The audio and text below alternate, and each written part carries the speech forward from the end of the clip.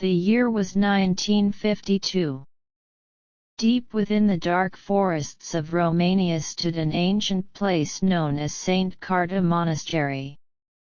Hidden among towering trees and surrounded by endless fog, the monastery carried a terrifying reputation. Villagers whispered that evil lived within its walls. They claimed that strange screams echoed through the night and that anyone who entered after sunset never returned the same. One stormy evening, a young nun ran through the monastery's corridors in complete terror. Her hands trembled as she clutched a small key tightly against her chest. Behind her, something evil was chasing her through the darkness. She could hear faint footsteps echoing through the corridor, growing closer with every second. She reached a heavy wooden door at the end of the hallway. Another nun stood waiting there, her face pale with fear. Tears filled the young nun's eyes. "Tonight, we must make a sacrifice," she whispered. "If we fail, this evil will escape into the world." Moments later, her lifeless body hung silently in the darkness. For her, death seemed less terrifying than the evil hunting her. The two nuns exchanged one final look.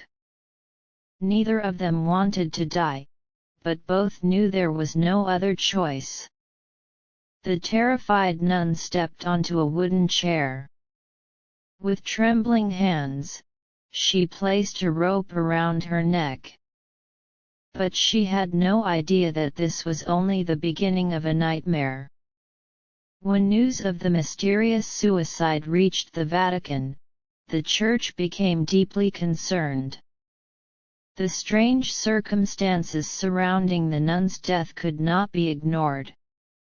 To uncover the truth, the Church assigned Father Burke, a priest known for investigating supernatural cases.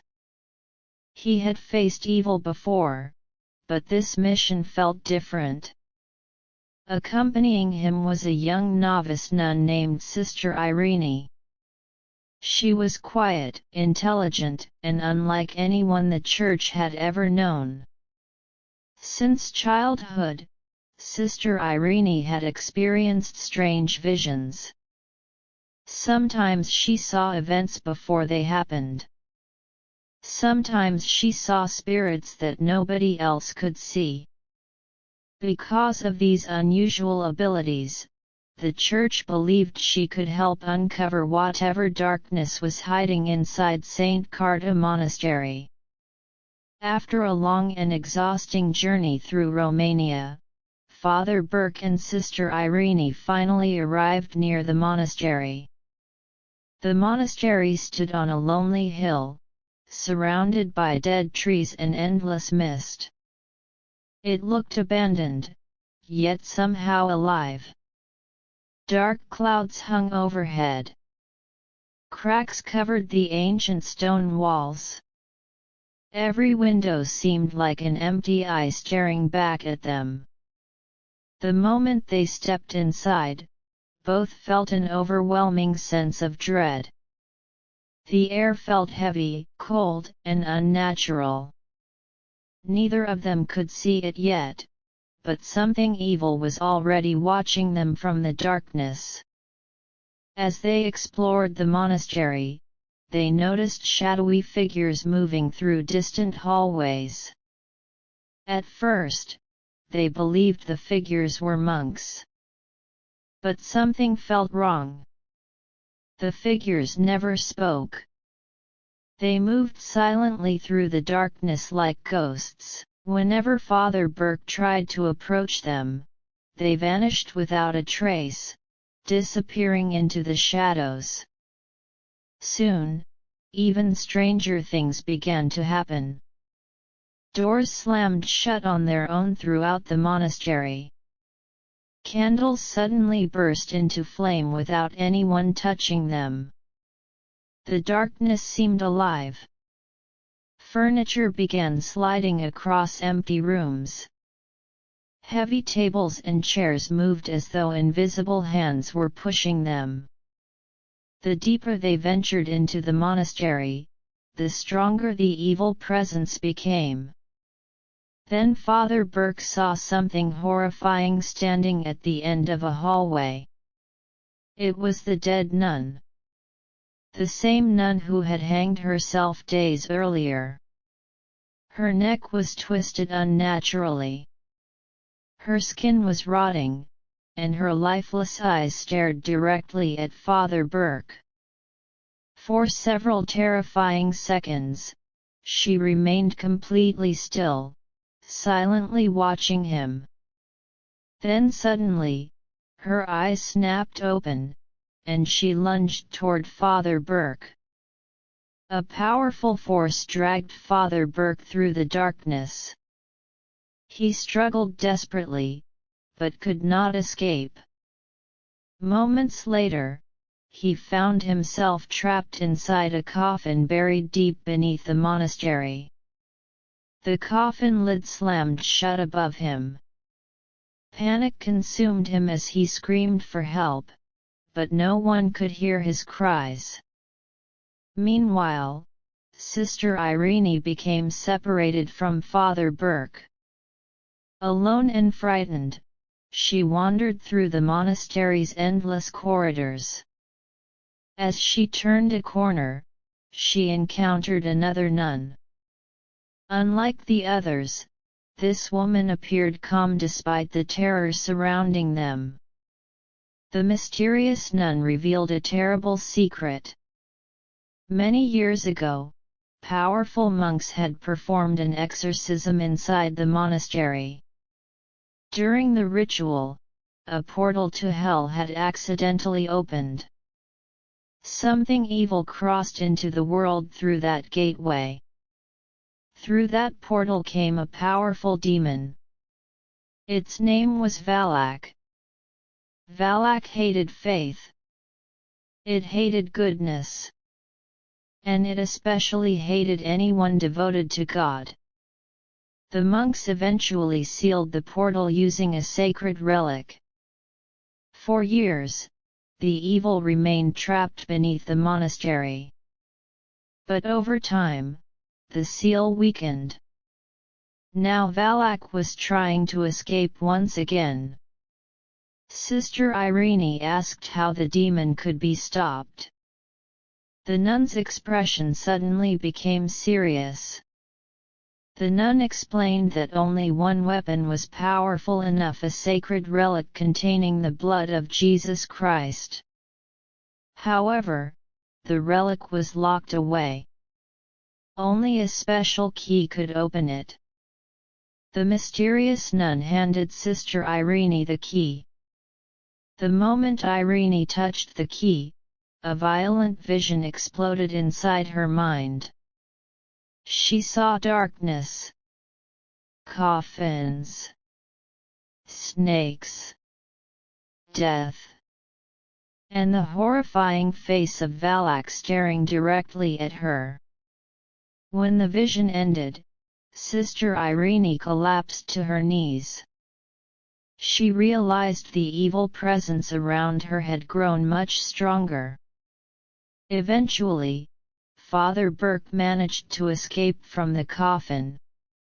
Exhausted and covered in dirt, he fought his way back through the darkness until he finally found Sister Irene. Relieved to see him alive, Sister Irene quickly explained everything she had learned from the mysterious nun.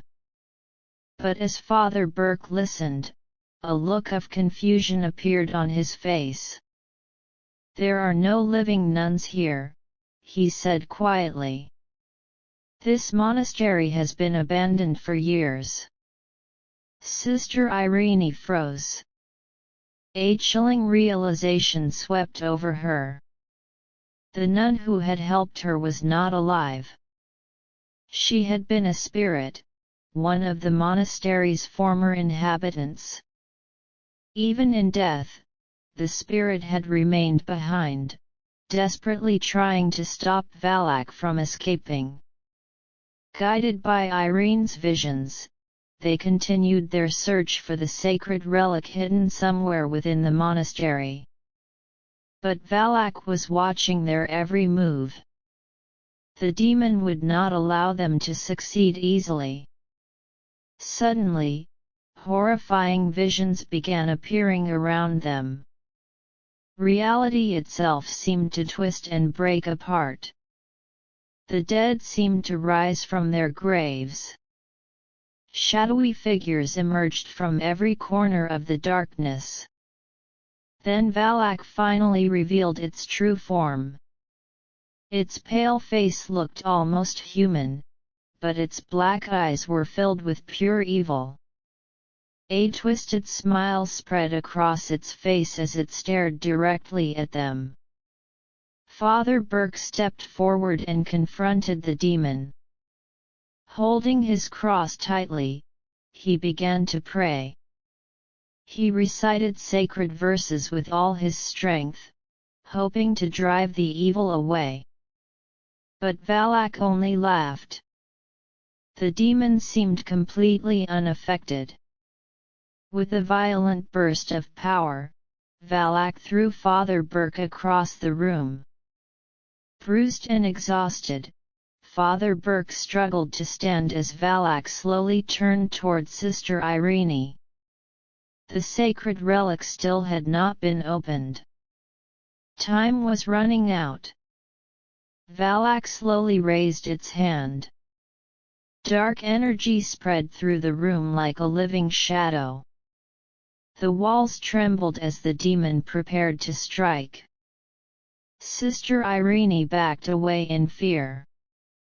For a moment, it seemed certain that she would not survive. Then, at the very last moment, she noticed something hidden beneath the ancient altar. With trembling hands, she reached inside and pulled out the sacred relic. The moment Valak saw the relic, its expression changed. For the first time, the demon looked afraid. Sister Irene opened the relic. Inside was the sacred blood that had been hidden for centuries. Valak screamed with rage and lunged toward her, desperate to stop what was about to happen. But Irene acted first. She threw the sacred blood directly onto the demon. A deafening scream echoed through the monastery. Valak's body began to burn as holy power consumed the demon. Dark smoke poured from its flesh. Cracks spread across the floor as the entire monastery trembled. Valak shrieked one final time. Then the demon vanished into the darkness. Suddenly, everything became silent. The nightmare appeared to be over.